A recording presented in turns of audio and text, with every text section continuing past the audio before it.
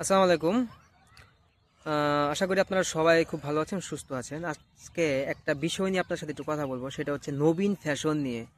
নবীন যে ফ্যাশনটা তারা কি বিক্রি করে সেটা আমরা খুব ভালো করে জানি। আমরা ছেলে মানুষ, তারা মূলত পাঞ্জাবি পাঞ্জাবি বিক্রি করে এবং তার পাশাপাশি আমাদের যে এই পায়জামা, চুস পায়জামা, সালোয়ার এগুলো তারা বিক্রি করে পাঞ্জাবির সাথে।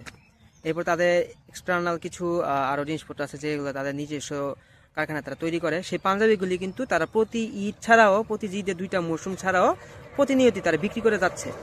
এখন এই যে নবীনের যে পাঞ্জাবিরা, এই নবীনের পাঞ্জাবিতে মানুষ এত হুমড়ি খায় কেন পড়ে, তার পিছনে 2টা রিজন আছে। ফার্স্ট অফ অল, যে রিজনটা সবচেয়ে বড় রিজন, সেটা হচ্ছে রিজনেবল প্রাইস, এবং সেকেন্ডলি সেটা হচ্ছে কাপড় ভালো। ঠিক আছে। এখন অনেকেই ভিডিও দেখাবেন, আমাকে বলবে যে নবীন হয়তো আমাকে রাখছে, কিন্তু না ভাই, নবীন থেকে আমিও পাঞ্জাবি কিনছি। আমি যে পাঞ্জাবিটা নবীন থেকে 900 টাকা দিয়ে কিনছি, সেই পাঞ্জাবিটা আমি যখন ইয়াতে যাইতাম, কি বলে, সায়েন্স ল্যাব যাইতাম। সায়েন্স ল্যাব অনেক পাঞ্জাবি আছে, দেখছেন আপনারা পাঞ্জাবি, ওখানে পাঞ্জাবি আরও, মানে সোজা কথা, পাঞ্জাবি আড়ত বলতে কেন, কারণ ওইখানেও খুব রিজনেবল প্রাইসে পাঞ্জাবি পাওয়া যায়। আচ্ছা, এখন কথা হচ্ছে, আমি যেইখান থেকে আমি শপিং করতাম ঢাকাতে, সেটা হচ্ছে সায়েন্স ল্যাব। পাঞ্জাবি এখান থেকে, পাঞ্জাবি কিন্তু এখান থেকে কিনতাম, আর হচ্ছে নবীন ফ্যাশন। আচ্ছা, এখন আমার কথা হচ্ছে, এই যে নবীন ফ্যাশনটাকে যে একটা সিন্ডিকেট একত্রিত হয়ে যে বন্ধ করে দিল, এতে করে কিন্তু আমরা যারা সাধারণ মানুষ আছি, যারা রিজনেবল প্রাইসে ভালো কোয়ালিটির কটন কাপড়, ভালো কোয়ালিটির কাপড় পেতাম, আমরা ভালো পাঞ্জাবি পেতাম, তারা কিন্তু এটা থেকে বঞ্চিত হয়েছি। অন দ্য আদার হ্যান্ড, এই যে সিন্ডিকেট যারা এই কাজটা করে বন্ধ করলো, এই কাজটা করা কি ঠিক হয়েছে কিনা, আপনাদের যারা যারা ভিডিও দেখছেন সবার কাছে আমার একটা প্রশ্ন।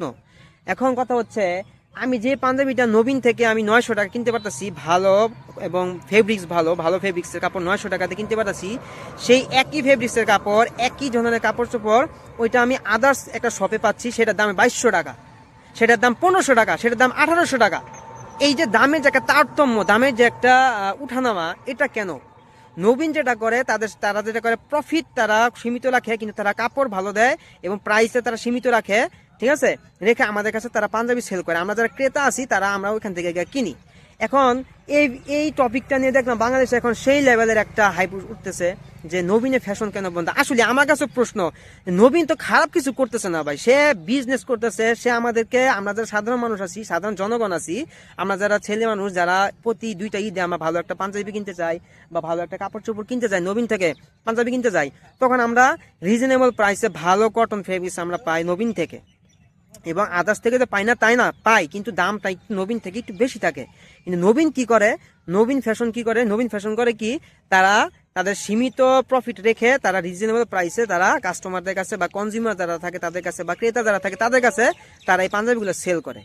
তো এই যে এখন নবীনের যে এই ইয়াগুলো বন্ধ করলো, নবীনের ইয়াগুলো যে বন্ধ করলো, এই শপিং যে দোকানগুলো বন্ধ করলো, এটা করা একদমই ঠিক হয় না আমার জানা মতে। এটা আসলে যারা প্রশাসন আছে তাদের উপরে আমাদের একটা রিকোয়েস্ট থাকবে, এই বিষয়টা আপনি একটু খতিয়ে দেখেন যে কেন এই যে সিন্ডিকেটটা, পাঞ্জাবি দোকানের সিন্ডিকেটটা, আমার ওই যে সিন্ডিকেটটা বন্ধ করছে তাদের কাছে আমার একটা প্রশ্ন থাকবে যে আপনি যদি কাপড় যদি 900 টাকা বিক্রি করতে না পারে, নবীন যদি বিক্রি করতে পারে, সেটা তো আপনার ব্যর্থতা ভাই, সেটা তো আপনি কেন করতে পারেন সেটা আপনার ফাইন্ড আউট করতে হবে। নবীন যদি সে একই কাপড়, ভালো একটা কোয়ালিটির কাপড় দিয়ে সে যদি 900 টাকা, 1000 টাকা, 1500 টাকা দাম রাখতে পারে কাপড়ের তারতম্য ভেদে, তো সেই পাঞ্জাবিটা আপনি কি জন্য সেটার দাম, ধরেন একটা এক্সাম্পল দেই, 900 টাকা যে পাঞ্জাবিটার কথা বলছি আমি কিনছি, সেই পাঞ্জাবিটা আপনি কি জন্য 900 টাকা বিক্রি করতে পারেন না, আপনি কি জন্য সেই পাঞ্জাবিটাকে 1800 টাকা, কি জন্য সেই পাঞ্জাবিটা 1200 টাকা, কি জন্য সেই পাঞ্জাবিটাকে 1500 টাকা এই রেঞ্জের মধ্যে বিক্রি করতেছেন, সেটা আপনি ফাইন্ড আউট করেন। আপনার দুর্বলতার কথা সেটা আপনি ফাইন্ড আউট করেন, কিন্তু না, সেটা আপনি করবেন না। কেন করবেন না? কারণ আপনার ভিতরে হয়তো কাঁচা আছে। সেটা আপনি না করে কি করছেন, ওই যে নাকি ভালো একটা সার্ভিস দিচ্ছে জনগণকে, তাকে দাবায় রাখার জন্য আপনি কি করলেন, প্রশাসন নিয়ে সেটা আপনি বন্ধ করে দিলেন।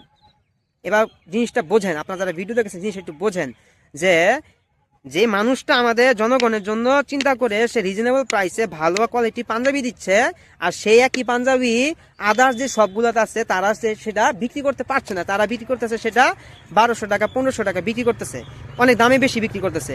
তো তারা কেন বিক্রি করতে পারছে না? এটা কি নবীনের কোনো এটা সমস্যা? নবীন তো ঠিকই সে প্রফিট রেখে সে বিক্রি করতেছে। একটা মানুষ সে ব্যবসা করতেছে, সে কি প্রফিট ছাড়া বিক্রি করতেছে? সেটা 900 টাকা, 1000 টাকা, 1500 টাকা পাঞ্জাবি যে বিক্রি করতেছে সে এত কমে, ঈদের বাজার, ঈদের মৌসুমে, তার স্টাফ আছে, স্টাফের বিল দিতে হয়, স্টাফের বেতন দিতে হয়, কারেন্ট বিল আছে, দোকান ভাড়া আছে, সিকিউরিটি মানি আছে, এই সব কিছু দিয়েও নবীন যেহেতু এত কম দামে সে পাঞ্জাবি দিতে পারতেছে, তা আদার্স যে দোকানদার আছে তারা কেন দিতে পারে না? এটা তারা ফাইন্ড আউট করুক, কিন্তু না, এটা তারা ফাইন্ড আউট করে না। কারণ অসাধু ব্যবসায়ীদের একটা মানে সিন্ডিকেট দাঁড়ায় গেছে এখানে। কিচ্ছু করার নাই ভাই, আমরা যারা মানুষজন আছি, সাধারণ জনগণ আছি, এই সিন্ডিকেটের কাছে আমরা সবাই জিম্মি। ঠিক আছে, ওইটা ফাইন্ড আউট করতে হবে প্রশাসনের, যে নবীন যদি 1000 টাকা একটা পাঞ্জাবি বিক্রি করতে পারে, তা আদার্স দোকানদার তারা কেন বিক্রি করতে পারে না? নবীন তো তার কর্মচারীকে সে বেতন দিবে, সে কারেন্ট বিল দিবে, দোকান ভাড়া দিবে, এই সব কিছু দিয়েও নবীন কিন্তু প্রফিট করতেছে। নবীন কিন্তু এমন না যে প্রফিট ছাড়াই সে বিজনেস করতেছে, প্রফিট ছাড়াই সে মানুষকে মাংনা দিতেছে, এমন তো না। আমরা তো মাংনা কিনি না ভাই, আমরা টাকা দিয়ে পে করে কিনি। তো এই যে ব্যাপারটা, এটা আসলে খুব খারাপ লাগলো নবীনের ব্যাপারটা। কারণ এজ এ ওদের কাস্টমার হিসাবে আমি যতবার পাঞ্জাবি কিনছি, আমি একদম A1 কোয়ালিটির কাপড় পাইছি। তাদের যে সালোয়ার গুলো থাকে, পায়জামা গুলো থাকে, হ্যাঁ ছেলেদের, একদম প্রিমিয়াম কোয়ালিটির কাপড় চোপড়। 300 টাকা, 400 টাকা, 450 টাকা আমি প্রিমিয়াম কোয়ালিটির সালোয়ার পাচ্ছি। তাহলে আমি কি জন্য 700 টাকা দিয়ে অন্য জায়গা থেকে আমি কিনবো, পাঞ্জাবি পায়জামা কিনবো, সালোয়ার কিনবো? এটা আসলে আমরা আসলে এখন মানে সবকিছু সহ্য করতে করতে এমন একটা পর্যায়ে চলে গেছি আমরা, যে অপরাধ দেখলে অপরাধীকে আমরা এখন সাপোর্ট করি।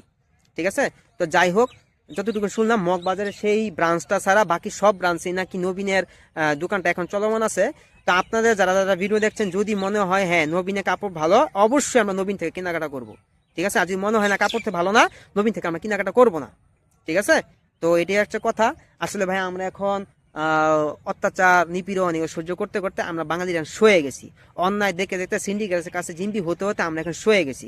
এই জন্য এই সিন্ডিকেটটা এই কাজটা করার সাহস পাইছে। আনলে আপনি চিন্তা করে দেখেন, নবীনের মতো একটা ফ্যাশন, সে প্রফিট রাখতেছে, তারপরে সে ব্যবসা করতেছে, আর আদার্স যারা দোকানদার আছে তারা প্রফিট রাখতে পারে না, তারা শেয়ার রাখতে পারে না, তাদের দুনিয়ার প্রবলেম হয়ে যায়। একটু বোঝেন, বুদ্ধিমান লোকের ইশারায় যথেষ্ট। সবাই ভালো থাকবেন, সুস্থ থাকবেন, আল্লাহ হাফেজ, আসসালামু আলাইকুম।